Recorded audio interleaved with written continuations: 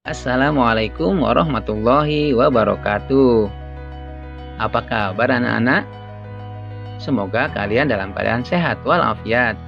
Tetap semangat meski kalian belajar dari rumah.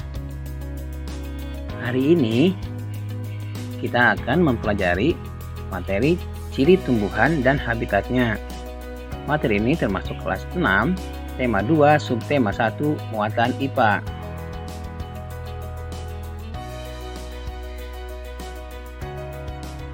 Ingat, ada sebuah pepatah yang berbunyi, di mana bumi dipijak, di sana langit dijunjung.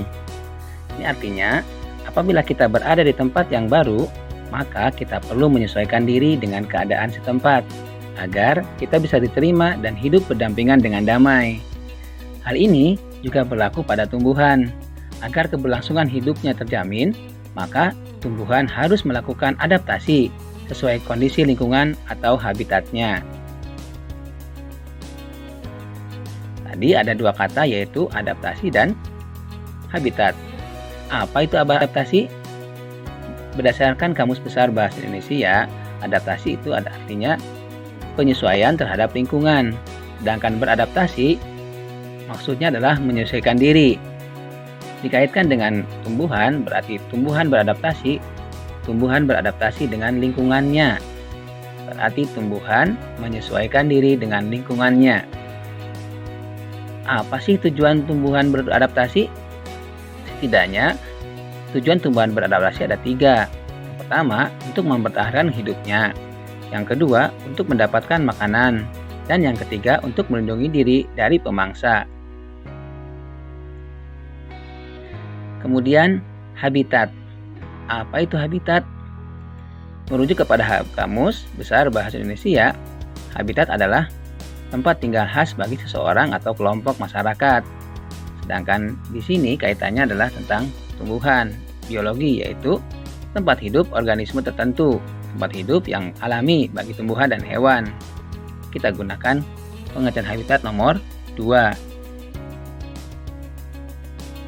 Berdasarkan habitatnya, tumbuhan dibedakan menjadi 3 jenis, yaitu hidrofit, higrofit, dan xerofit. Mari kita pelajari masing-masing dari 3 itu. Yang pertama adalah hidrofit. Tumbuhan yang sebagian tubuhnya ada di permukaan air, akarnya berada di air, memiliki rongga udara dalam batang atau tangkai daun. Daunnya muncul ke permukaan air. Contohnya adalah eceng gondok, bunga teratai, dan bakau. Yang kedua adalah higrofit, yaitu tumbuhan yang hidup di daerah lembab. Tubuhnya terdiri atas bagian-bagian akar, batang, dan daun.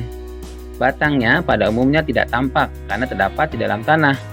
Daunnya yang muda umumnya melingkar atau menggulung.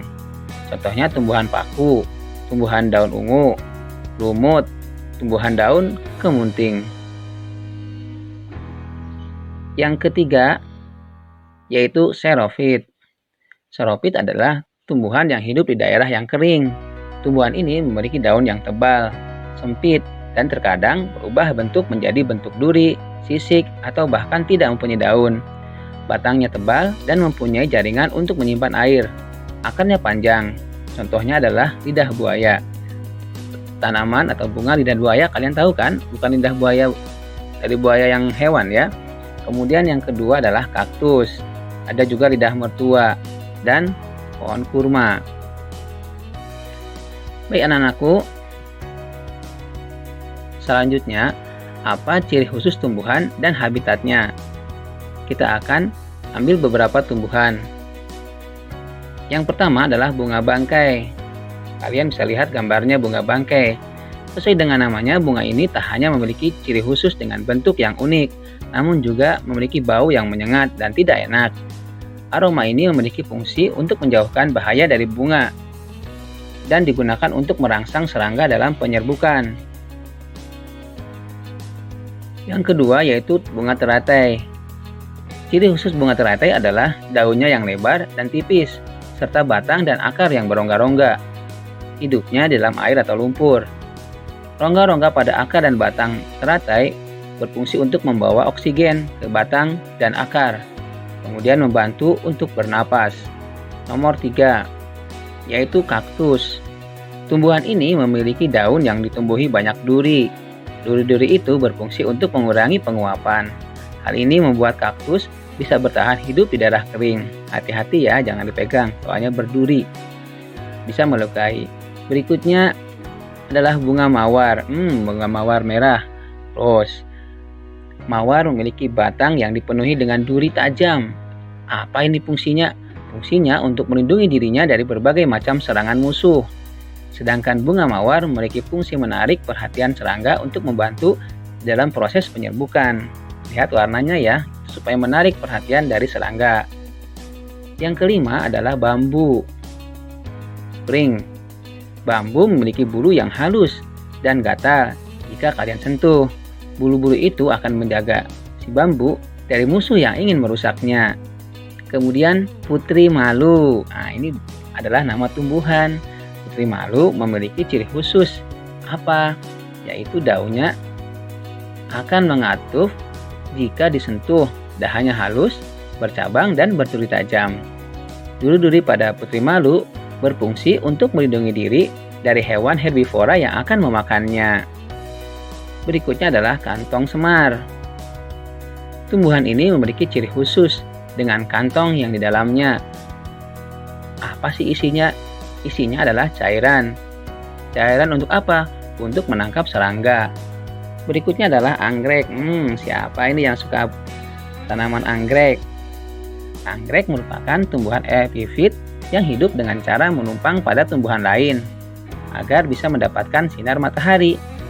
Anggrek tidak akan menyerap air, juga zat makanan dari tumbuhan yang ditumpanginya. Anggrek hanya memiliki akar yang menggantung untuk bisa bernafas. Nomor 9, apa ini? Bunga matahari.